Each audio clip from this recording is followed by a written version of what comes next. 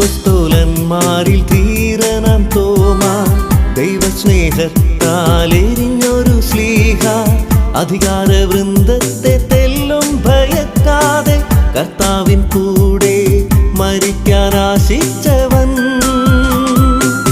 അപ്പസ്തോലന്മാരിൽ ധീരനാം Thoma, ദൈവസ്നേഹത്താൽ